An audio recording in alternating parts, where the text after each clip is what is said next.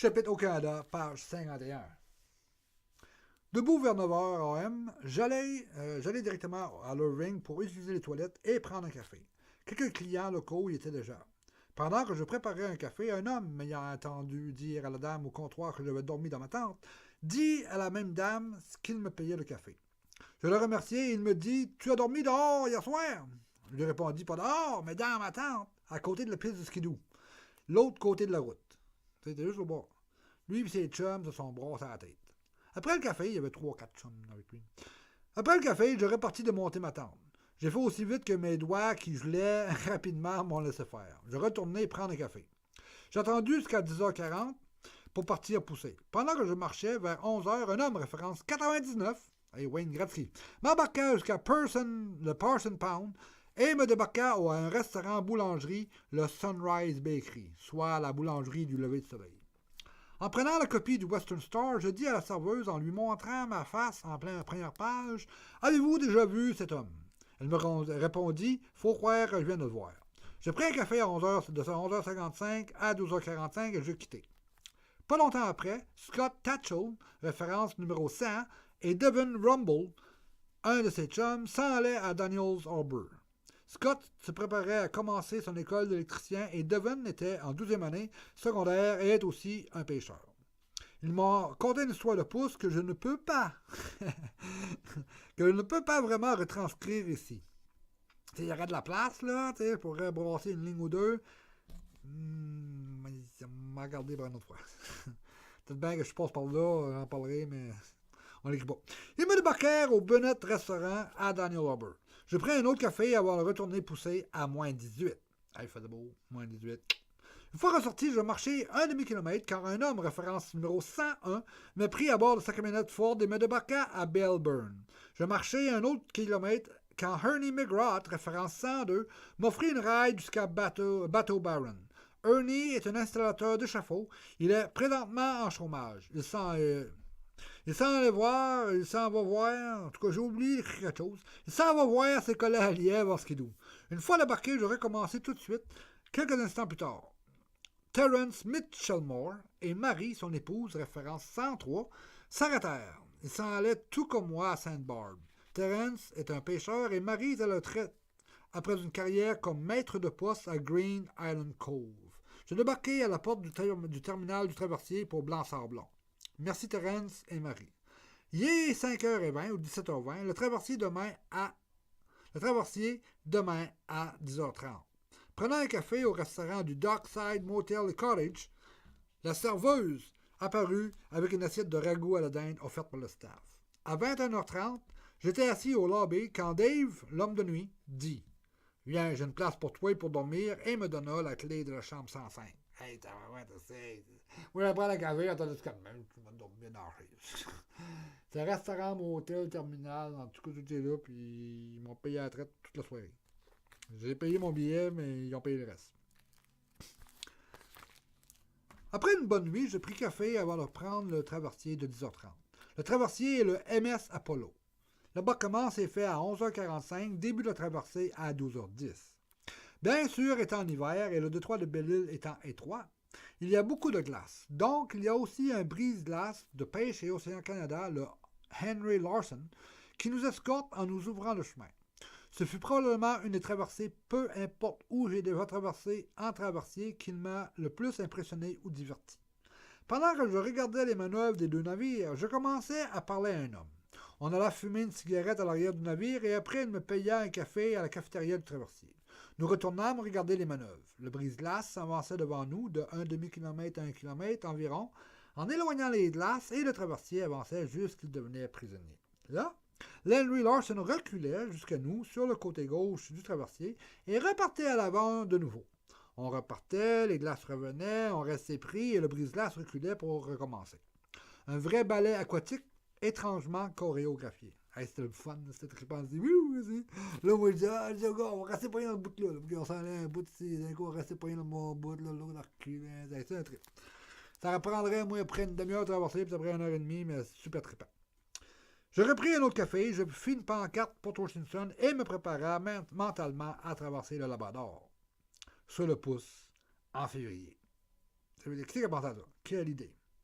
Nous sommes arrivés à Blanc-sur-Blanc, au Québec, à 15h30. Avant de partir du navire, je remercie l'homme avec qui j'avais fumé une cigarette et qui m'avait payé un café. Je suis descendu du bateau et je me mis à marcher. Il fait pas chaud, mais il fait beau. Après 10 minutes de marche, Trevor, référence numéro 104, dans son Chevrolet Silverado 2009, s'immobilisa et m'embarqua. Il m'avait reconnu. Trevor est le jeune qui travaillait à la cafétéria du Traversier. Donc, c'est lui qui m'a servi le café. Non? Il a fini pour la journée. Il recommence demain. Trevor a fait beaucoup de pouces au Labrador et Terre-Neuve, mais pas en hiver. Avant de me débarquer à la fin de Pinware, il me prédit 2 possibles morts atroces à pousser en hiver au Labrador. 1. Me faire manger par les loups. 2. Mourir gelé à moins 50 dans ma tente. M'éloignant un peu de Pinware, un peu de trafic, dans la neige sur le bord de la route, je vis des empreintes qui ressemblaient beaucoup à celles de loups. Celles que j'ai vues de loup, là, ça ressemblait à un asti. Je vis l'homme du traversier conduisant un camion et passait à toute allure. Tu sais, moi, je marchais, d'un coup, il y a un croche, d'un coup, il y a un truck qui arrive, mon chum, il vient, c'est lui. Lui, il s'est pas sûr que c'est moi, puis moi, il s'est pas sûr que c'est lui, puis là, il y a un autre truck qui passe en arrière, ils ont passé. Tu crises pas les breaks, là, mon chum. Non, je fais pas ça. Je me fis embarquer par Harold Weber, référence numéro 105, 66 ans. Il a fait beaucoup de pouces. Il est capitaine de bateau de pêche et de croisière à Vancouver. Me débarquant à une station-service de Port-au-Simpson, Harold entra avec moi et me paya un sandwich et un café. Hey, c'est trippant, hey, merci maudit. L'homme! Ça veut dire, il paye un sandwich et un café. Fait qu'il arrive, là, des potes de café. Faut que tu fasses le tour du comptoir, puis il y a un pot de café. De tout temps, mais dans une tasse. Il y a un gars, il est en train de faire un café. Hein? Il y a un gars, il est en train de faire un café. L'homme se faisant un café juste devant moi. Mon chum du traversier. Il dit, viens juste d'arriver. Partant, Harold s'assura avec l'homme que j'aurais une ride à 6 AM. Je remerciai et serrai la main à Harold avant qu'il parte. Je parlais un peu avec le conducteur du camion. Son autre camion n'a pas de couchette, alors le conducteur passe la nuit au motel. Lui dormait drette là, dans son camion. J'ai une ride, mais à 6 AM exact. Il part. Après avoir fini mon sandwich et café, merci Harold, découvrons Port-au-Simpson. Pas grand monde qui a entendu parler de Port-au-Simpson. Hein? En premier, un spot pour dormir. Je ne veux pas être trop confortable puisque je dois être au camion à 6 AM. Donc, je ne monterai pas ma tente. En marchant, je rencontrai une dame et je lui demandai si, à Port-au-Simpson, il y avait un refuge pour sans-abri. Elle me dit non, mais qu'il y avait une église pentecôtiste. Et probablement que c'était ouvert. Et s'il n'y avait personne, que peut-être que je pourrais dormir simplement sur le tapis dans l'entrée. Elle m'expliqua rapidement le chemin.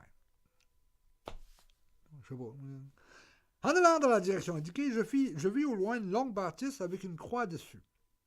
Je m'y dirigeai. Je pris la piste de motoneige qui passait à côté. Il n'y a personne, mais il y a une porte de côté avec escalier semi-abrité et lumière allumée à l'extérieur.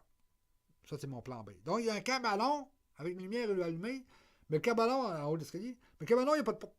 Mais c'est un cabanon pareil, Gaulis, avec la lumière. Oh, man. C'est un le cabanon, on se dit. Hein? Je dis. Donc, plan B. Mes recherches m'apportèrent à l'église pentecôtiste. J'ai entré. C'est ouvert, éclairé, tapissé, mais je sais pas. Tu sais, dans le milieu de droite, là. J'entendis en bas de l'escalier à ma gauche des voix.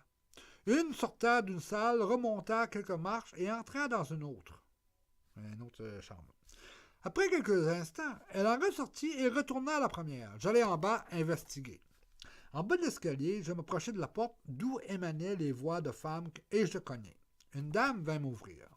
Ils étaient 3 ou 4 venant de finir une activité. Je leur expliquai mon cas en exhortant bien que je devais quitter très tôt pour ma ride de 6 AM. Je ne veux pas qu'ils me trouvent une place, moi, là, de dormir jusqu'à midi. Là. 6 heures, moi, je suis parti de là-bas. Fait que faut que je parte d'ici, genre 4 heures.